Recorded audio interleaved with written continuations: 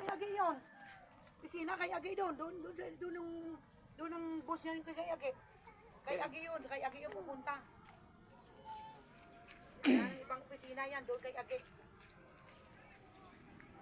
Minsan din yan, sira ulo yan.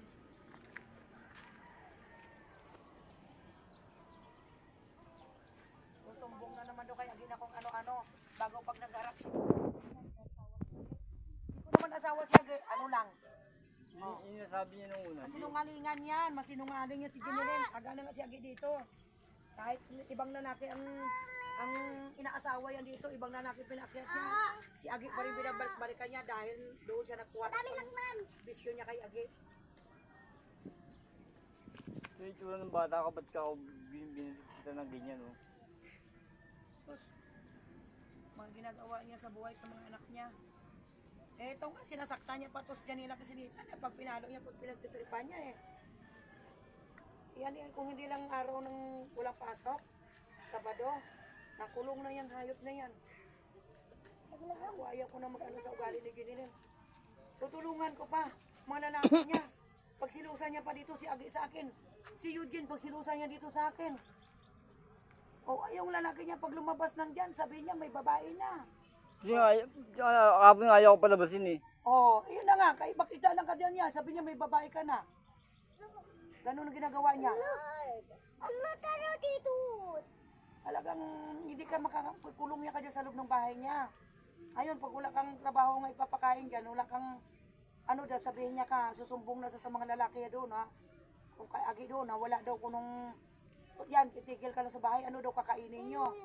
O susulsula naman ni Agi na palayasin ka dyan. Si Agi ang inano niya dyan, si Agi lang ang inano niya dyan eh.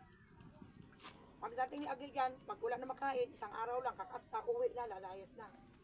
Minsan nag-aaway-away. Ulam ng tamo. Tulad na yan, oh. Ang motor niya, sisirain talaga ni Agi yan. Oo, tamo tara. Kakagating ka niya, may tayo dyan. Sino si Agi yan? Oh, Tanggap-tanggap ni Agi na may ibang lalaki na kahit may ibang lalaki yan, okay lang sa kanya kasi nabubuhay si Agi dyan eh. Eh pag may pera, pag may biyahe yan, saan sila nakaabot ni Agi. Kaya gano'n ang ginagawa niyan. Kahit pagutuman yan mga anak niya dito, basakan kasi na si Agi. Ayun, pag ninakaw ni Agi yung motor niya, may sa nagsaklulo sa ibang lalaki. Dadalhin niya dito, papanggap niya si Agi na hindi niya daw kuno asawa. Hindi niya daw kuno kahit kailan asawa ha. Nagtatabi. Ilan araw diyan, ano lalaki diyan ang ginagawa niyan? Maniniwala ka ba yan sa kasinungalingan niya? Yung anak ko na yan, sira na yung ulo niyan. Kaya ako, galit na galit na. Doon yung takbo ng utak. Wala nang takbo ng utak niyan. Doon ang takbo ng utak na eh. Kaya sabi ko sa kanya eh, Kahit, nakikiramdaman ko na kasi na sitwasyon dito. Minamanmanan na ng pulis yan. Sabi ng pulis, hindi yan baliw. Hindi nagpabaliw-baliwan yan. Nagpabaliw-baliwan. Sabi ng pulis, nakadruga lang siya. O di ibig sabihin nagagamit. Pag siya mahuli at mahuli sa mga kasama niya, siya siya, madrag sila. Kulong siya. Diretso.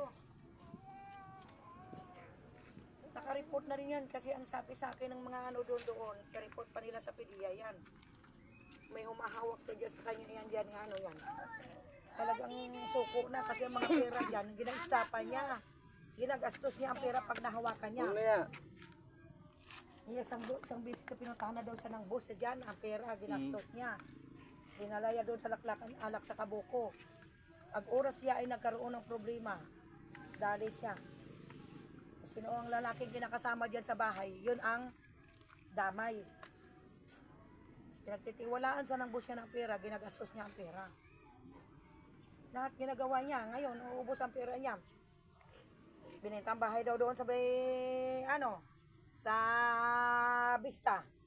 Oh. iba ba siya sa Vista? Yun nga, bago sabihin ni Agi, hindi daw kuno ni Agi alam. Ayan, ginaikot siya, laklak ng alak kung saan kung kanino lalaki ang kuha niya. Ngayon, ang mga bata dito, naubos ang pera, 50 mil. Naubos nga ang pera, 160,000 ang pera doon sa bahay.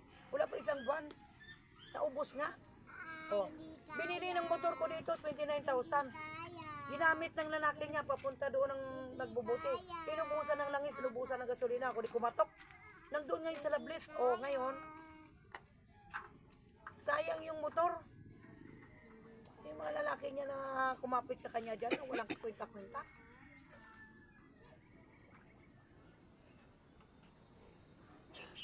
Pati yung bahay nito, 4,000 lang. Kahit anong oras lang, pwede ko balik ang 4,000 na yan. Kaya wala naman naging iyero nito. Akin na to sarili, oh. Kasi binaklas niya na yung Sabi nagpakilo ko nga niya. ano. Hindi Yan na lang ang pinulit na nga binili ni Hindi Inakaw na napasok pa yung mga yan. Pinatigil yan na. Matagal na. 2 buwan na lang sana ang pasukan. Pinatigil yung mga anak niya. Anong grade niya? Anong grade mo na? Barkada lang. Grade 2? Hindi na yan magpasa sa grade 3. Balik yan ulit ng grade 2. Kasi nga, pinatigil niya. Eh si Kaya Janela. walang baro barkada kay Age. Kung saan saan sila Si napunta. Janela. Ay grade 1. Balik ulit grade 1. Eh, yung anak niya, kaya ganyan ang ginaasal niya. Eh, oh. Tinan mo, kinalbo pang buhok ni Janela sa likod.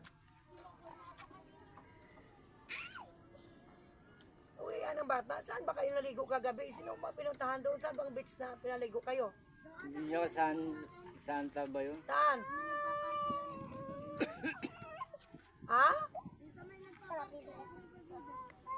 Saan yun? Ay, dito sa miyan, yung beach. Ustima? Malapit sa Aroma. Saan ba dito? Sa Bilyak de Silda dito? Oo. Doon kayo naligo? Magkano binayad nyo doon? Walang bayad doon? Wala. O, tapos? Yung kaya inuman niya. Ha? Sa kanya, yung kainuman ni mama. Ha? Sa kainuman ni mama yung umayari ng beach na yun. Ang lalaki? Ba't nagkainuman mama mo doon? Oo. Ay, bibili tayo ito. Bibili tayo. Matandang lalaki doon sa Bilyak de Silda? Tapos? Yung kaya inuman niya kagabi. Inuman niya pagkatapos? Naya ako na nga sa pauwi kagabi. O, anong ginawa niya doon? Anong kuha ng lalaki? Baka lalaki na naman niya noon. Ewan ko. Saan ba sila pupunta, bibili? Tapos, nagiinom ka rin. Hindi ako nag-inom. Bawa nga ako mag-inom eh. Oh. Pagdating dito, ano, nakakain ba kayo? Hindi. Pagdating niya, Hindi naman kumain din. hindi pa kayo nakakain. Di, Mga miniluto tumulog lang, naman wala dyan. kain. Lumayas siya, busog. Miniluto, Magkano naggusto siyang pera doon? miniluto naman dyan. Ha? Meron pagkain naman dyan kasi walang kanin. Oh, tamo. Pagkain ng kanin ng tinapay. Hinintay ko Bagusto yung- mo na niya pa. Hinintay ko yung Gcash kagabi. Ay pumasok kagabi yung Gcash. Eh, Yung hayop niya. kinukulit ako kagabi. Ang salbahe talaga siya. Eh sabi ko eh, hindi nga pumapasok, anong gagawin ko?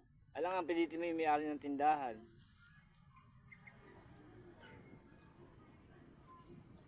Hirap pa kayo tunguhan, anak niyo. Malapit na itong mga anak ng baboy ko to. Ang hirap pa kayo tunguhan ng anak niyo. Ay nako, mahirap yan. Hindi mo yan mapangaralan. Ikaw pa yung papagalitan. Malapit na itong mga anak natin. Lalayo yung gatas ko. Ito sa asawa ko tatagian na ito. Hindi natin makabulat na. Ito po naman yung bahay po.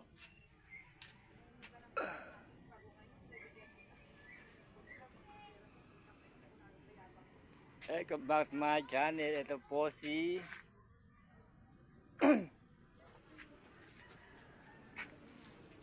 ito po yung anak po niya. Ito gwapo eh. Oh.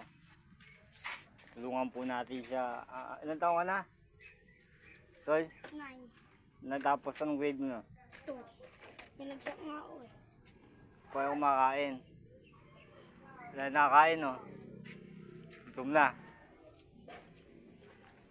Babalik na lang tayo. Wait. Ito yung itsura ng bahay.